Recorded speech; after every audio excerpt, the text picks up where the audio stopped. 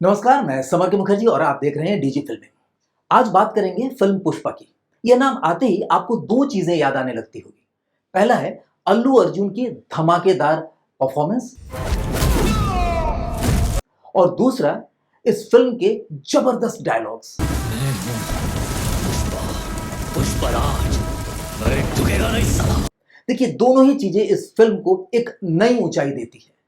जबकि इस फिल्म में एक साधारण सा व्यक्ति, साधारण जो हीरो है, जिसका शकल सूरत भी साधारण है, जिसका कद काठी भी असामान्य नहीं है, मतलब नॉर्मल है, जो हमेशा आपको दिखता है, ऐसा आदमी सौ सौ लोगों पर भारी पड़ता हुआ दिखे, या फिर इसके दोनों पक्ष यानी जब बचपन का जो पुष्पा है और जब बड़ा होता है पुष्पा, इन दोनों के बॉडी लैंग्वेज में अंतर दिखे, या फिर चेहरा ढका होने के बावजूद भी आप इसमें देखेंगे कि ये कई लोगों को मार गिराता है, भिड़ जाता है उनसे और जीतता भी है। एक समतल मैदान पे एक ट्रक को उड़ते हुए दिखाना, ऐसी बहुत सारी गलतियां मैं नोटिस किया, या आप लोग भी नोटिस कर रहे होंगे। बहुत सारी है, ऐसे सैकड़ों गलतियां हैं इस फिल्म में जो आप टेक्निकली कहीं भी ठहरा नहीं सकते। आप सोचते होंगे कि यार ये ऐसा क्यों हुआ, लेकिन इसके बावजूद भी यह फिल्म सबके दिलों में अपना जगह बना लेता है। लोग इसे प्यार करने लग जाते हैं, इसके गाने से, इसके डायलॉग से, इसके हर एक सीन से। ऐसा क्या बात हुई, यही मैं इस वीडियो में बताने की कोशिश करूंगा। इसके दो पक्षों को मैं आपके सामने रखूंगा। पहला पक्ष है इसका इमोशनल पक्ष और दूसरा है इसका टेक्निकल पक्ष, यानी emotional side and technical side. शुरू करते हैं हम इसके इमोशनल साइड से कि इसके इमोशनल साइड में वो कौन कौन सी चीजें हैं जिसकी वजह से ये फिल्म इतना ज्यादा पसंद किया जा रहा है लोगों के बीच में। पहला पॉइंट है return of angry young man. देखिए, 70 का दशक याद करिए, जिस समय दिलीप कुमार जी ट्रेजेडी किंग के रूप में उभरे हुए थे, उससे पहले से, काफी पहले से ही। और उस समय राजेंद्र कुमार जी थे, बहुत सारे ऐसे हीरो थे, देवानंद थे और राजेश खन्ना जैसे ऐसे हीरो जो रोमांस के पराकाष्ठा को लेकर के उपस्थित थे। उन लोगों के बीच में एक व्यक्ति आया जो जो दबे कुचले समाज के लोग थे, उनके अंदर एक हौसला जगाया कि आप भी कुछ हो। अदरवाइज इससे पहले क्या होता था, जो अमीर घर के लोग हैं उन्हीं के इर्द गिर्द कहानियां घूमती थी, लेकिन एक मजदूर, एक शोषित, एक ऐसा आदमी जिसने ज्यादा पढ़ाई लिखाई नहीं की, उनके बीच में एक आशा की किरण लेकर के आया अमिताभ बच्चन ने। और अमिताभ बच्चन का वो रूप, चाहे दीवार में देखिए, चाहे त्रिशूल में देखिए, डॉन में देखिए, या बहुत सारे ऐसे फिल्म है, शोले में देखिए, तो आपको लगेगा कि एक ऐसा व्यक्ति जो समाज में हमेशा तिरस्कृत किया गया हो, वो हीरो बन के आता है। तो लोगों ने उसे हाथों हाथ लिया और ये सिलसिला काफी दिनों तक चला। मिथुन चक्रवर्ती जी भी आए, अनिल कपूर जी भी आए, बहुत सारे ऐसे हीरो आए, गोविंदा भी आए। लेकिन बाद में धीरे धीरे लोग समझने लगे कि नहीं नहीं, ये देखना नहीं है, मुझे कुछ और देखना है। लेकिन वो भी दिन काफी साल, 10 साल, 20 साल, 25 साल, 30 साल गुजर गए। अब फिर से ये मेनली कोरोना के बाद हुआ क्या, लोग ऐसे आदमी को अपना हीरो के रूप में देखना पसंद करने लगे जो समाज में बहुत ही निम्न वर्ग में है। अच्छा, ये चीज चाहे निम्न आय वर्ग के हो चाहे उच्च आय वर्ग के हो, कहीं ना कहीं हर एक के मन में रहता है कि मेरे से ऊपर जो लोग हैं उनके ऊपर भी मैं हो सकता हूं। ये विश्वास दिलाने वाली कोई भी फिल्म अगर हो, जिसे लोग अब तक मसाला फिल्म कहते हैं कि अरे ये सब फिल्में अब नहीं चलती है, ये पहले के जमाने में चलता था, ऐसा नहीं है। बनाने का तरीका अगर ऐसा हो तो हर एक के दिल में, हर एक के जगह पर, दिल के में वो जगह बना लेता है कि नहीं, ये मैं हूं।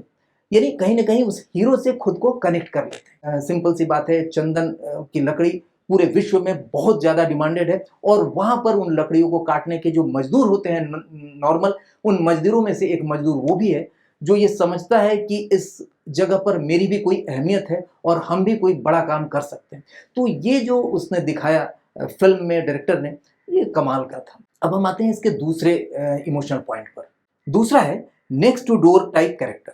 देखिए, इसमें जितने भी कैरेक्टर आप देखेंगे ना, आपको लगेगा उस क्षेत्र में, देखिए ये हम साउथ की बात कर रहे हैं तो नॉर्थ में भी ऐसा ही है, लगेगा कि ये कैरेक्टर हम हर दिन देखते हैं, माने अगले दरवाजे पर ऐसे ही आदमी कोई ना कोई मिलेगा। यानी कोई भी कैरेक्टर ऐसा नहीं लगता होगा जो आपको देखा हुआ न लगे। इसमें पूरी तरह से आप देखेंगे कि जो भी कैरेक्टराइजेशन किया गया है, जो भी कास्टिंग की गई होगी, ऐसे ढंग से किया गया है कि मेकअप के बाद वो ऐसा लगे कि ये रियल है।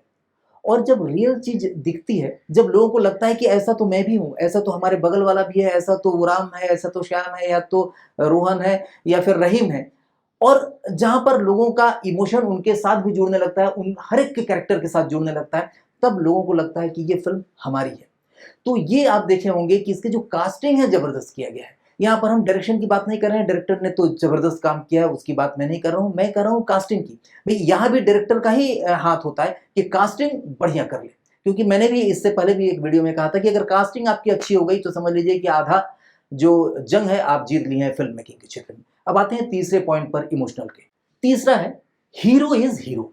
देखिए इस फिल्म में अगर हीरो है तो वो हीरो है, उसके अंदर वो सारी खूबी रहेंगी जो एक हीरो में लोग देखना चाहते हैं। जबकि इससे पहले की फिल्में चाहे 2 साल 4 साल 5 साल या अभी भी बन रहे हैं, इसमें काफ़ी पैरेलल दिखाया जाता है। यानी हीरो फाइट में अच्छा है लेकिन कहीं ना कहीं कमज़ोर पड़ जाता है, कहीं ना कहीं हार जाता है, कहीं ना कहीं उससे उसके पास परेशानी आती है। इसमें भी परेशानियां दिखाया गया है, लेकिन हर परेशानी में हीरो को हंसते हुए, मुस्कुराते हुए, यानी हर चुनौती का सामना बड़े ही निर्भीक रूप में करते हुए दिखाया गया है। यही तो हीरो का गुण होता है कि कितनी भी समस्याएं हैं वो रोएगा नहीं, तड़पेगा नहीं, हाँ गुस्सा जरूर करेगा लेकिन उचित समय का वो इंतजार करेगा और इंतजार करने के बाद उसका बदला लेगा।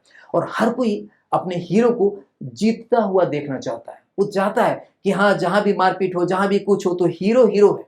तो इस पूरी फिल्म में आप देखे होंगे कि हीरो को हीरो बनाकर ही रखा गया है।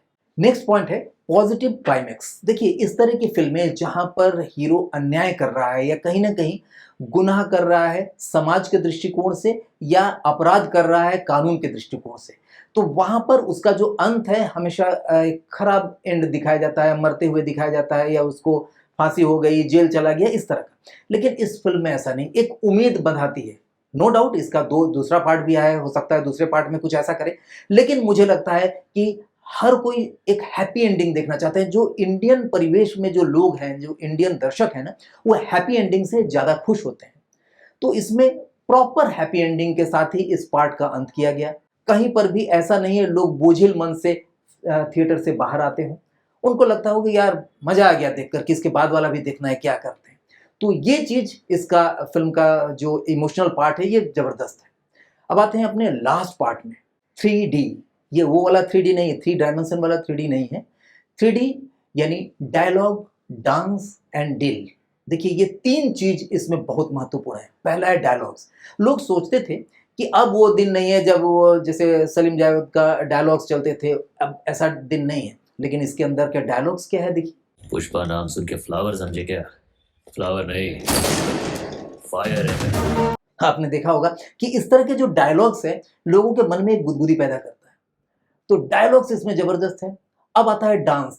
तो डांस का जो स्टेप है, एक मजदूर किस ढंग से डांस करेगा, अगर वो रियल डांस करेगा तो क्या करेगा। डांस करते हुए एक नॉर्मल एक स्टेप दिया गया, उसमें उसके चप्पल छूट जाते हैं और सैंडल छूट जाता है। हो सकता है डांस करते समय फर्स्ट टेक के दौरान ऐसा ऑटोमेटिकली हो गया हो, यानी हीरो के पैर से वो जो सैंडल है छूट जाता है। और ये भी हो सकता है कि कोरियोग्राफर ने जानबूझ के ऐसा स्टेप दिया है जो लगे कि हाँ एक जो मजदूर आदमी है वो अगर डांस करेगा तो ऐसा ही करेगा। यहाँ पर आप ये भी कह सकते हैं डांस उस तरह से कर रहा है तो फाइट इस तरह से क्यों कर रहा है, गाड़ी इतना जबरदस्त क्यों ड्राइव कर पा रहा है, क्योंकि ड्राइवर तो है नहीं, वो तो मजदूर है। ये सब चीजें अलग बात है। आपको देखकर अगर मजा आ रहा है तो वो फिल्म हिट है। यहाँ पर आप अपने दिमाग को उतना अंदर तक मत ले जाइए। हो सकता है बहुत सारे लोग सोच रहे होंगे कि अरे इसके अंदर तो हमने पहले ही बोला है, सैकड़ों गलतियों के बावजूद भी ये फिल्म क्यों दिल में घर बना लेता है। क्योंकि वो जो एक सैंडल छूट जाता है उसके ऊपर लाखों लोग अपना रील्स बना डाले। आखिर क्यों बनाए, क्योंकि वो चीज़ पसंद आया लोगों को।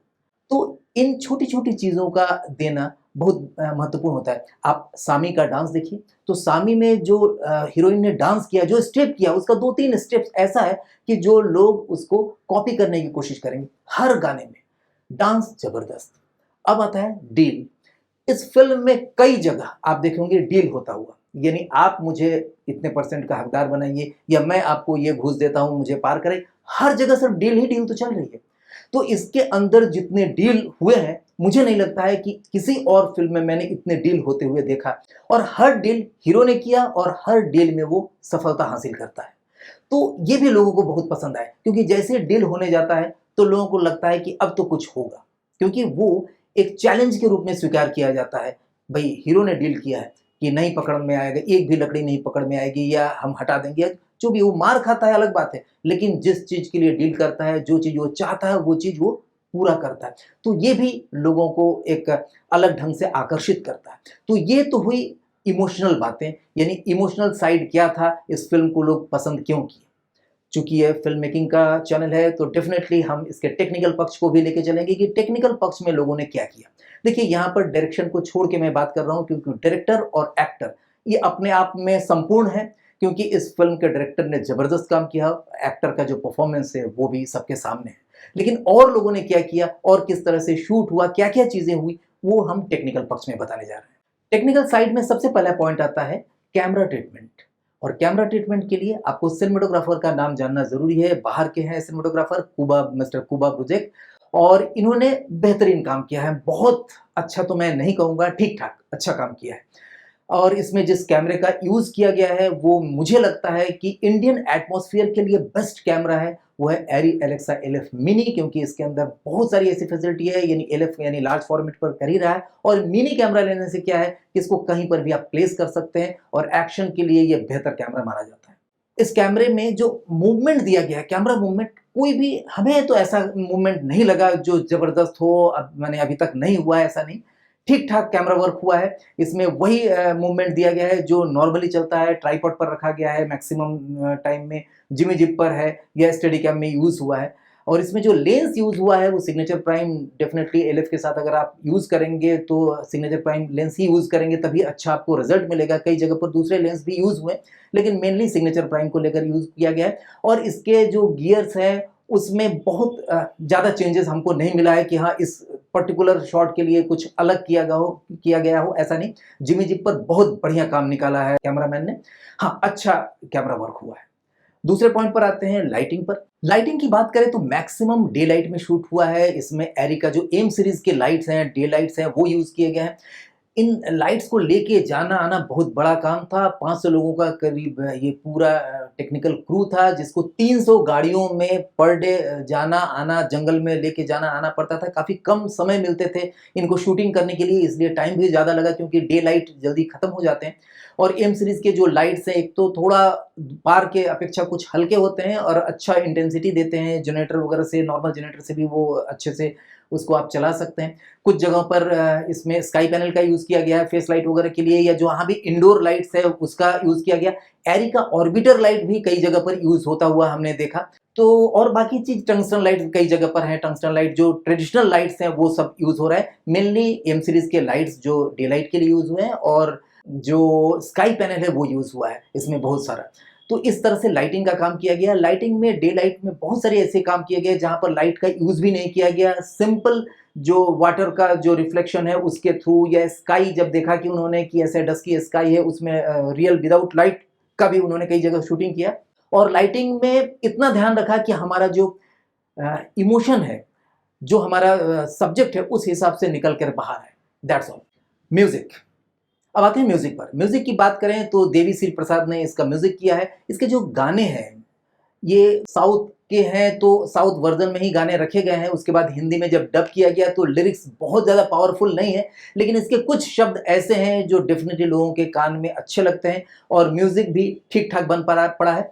इसका जो सबसे ज़बरदस्त चीज़ है म्यूजिक में वो है इसका बैकग्राउंड स्कोर। इसका बैकग्राउंड स्कोर को बहुत प्रोमिनेंट जगह दिया गया है। नो डाउट सॉन्ग्स भी अच्छे हैं, डांसिंग सॉन्ग्स है, सॉन्ग लोग गुनगुना रहे हैं।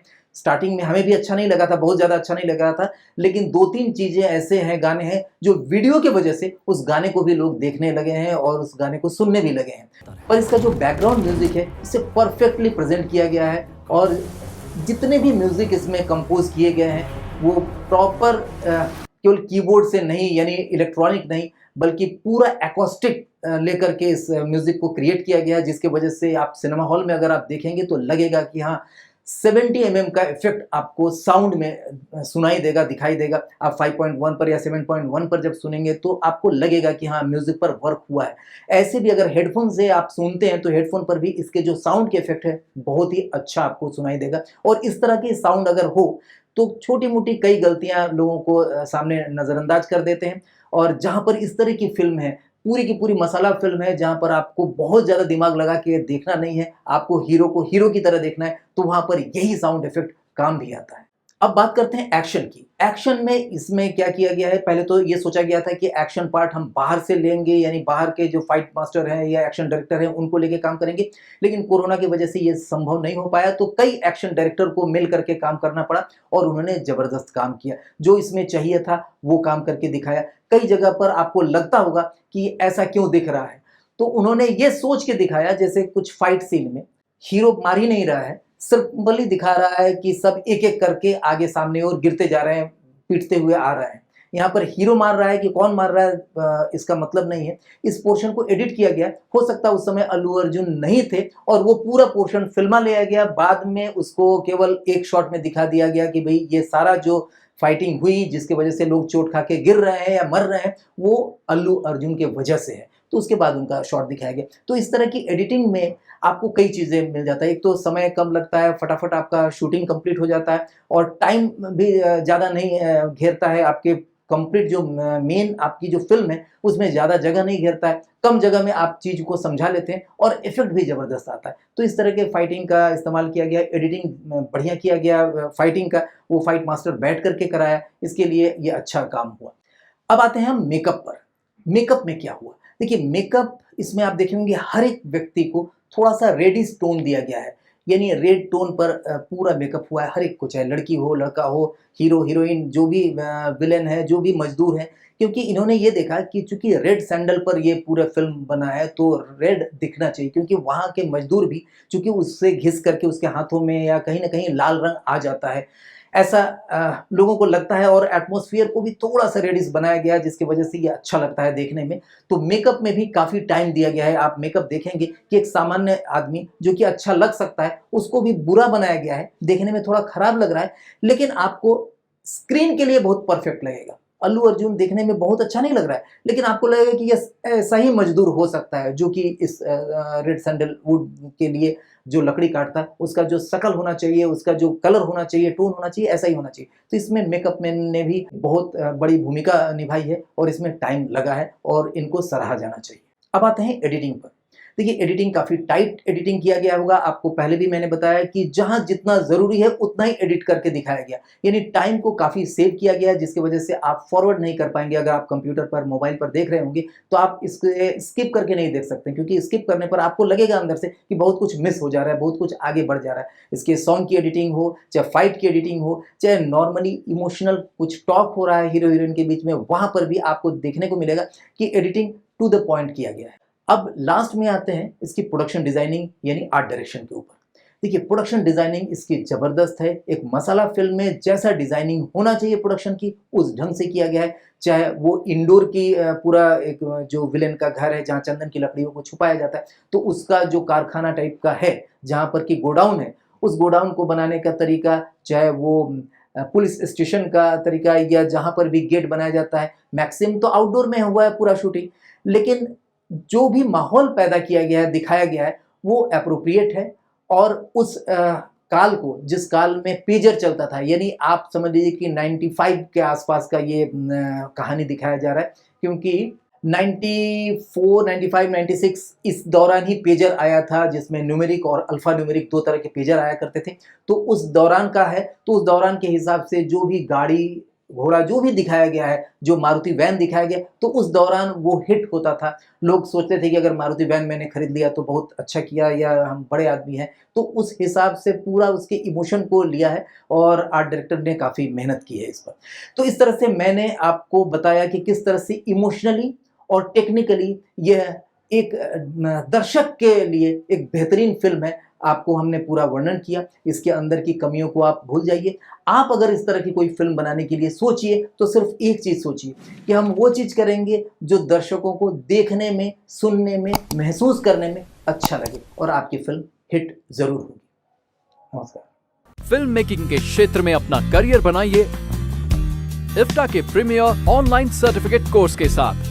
समर के मुखर्जी द्वारा साइंटिफिकली डिजाइन किए हुए इस ऑडियो विजुअल प्रैक्टिकल कोर्स में आप पाएंगे फिल्म मेकिंग की सभी इंपॉर्टेंट नॉलेज घर बैठे अपने स्मार्टफोन, स्मार्ट टीवी, टैब या फिर अपने डेस्कटॉप या लैपटॉप पर। 8 सेमेस्टर के इस अनूठे कोर्स में pre production, production, post production and cinema distribution and exhibition से जुड़े सभी महत्वपूर्ण पहलुओं को विस्तार से समझाया गया है। इस हिंदी भाषा में बने ऑनलाइन फिल्म मेकिंग कोर्स के जरिए आज देश के ही नहीं बल्कि विदेशों के भी लोग लाभान्वित हो रहे हैं। अपने तरह का सबसे अनोखा और अत्यंत कम फीस का ये फिल्म मेकिंग कोर्स हर उम्र के हिंदी समझने वाले लोगों के लिए एक वरदान है। अभी संपर्क करिए इस नंबर पर या लॉग इन करिए www.iftaindia.in पर।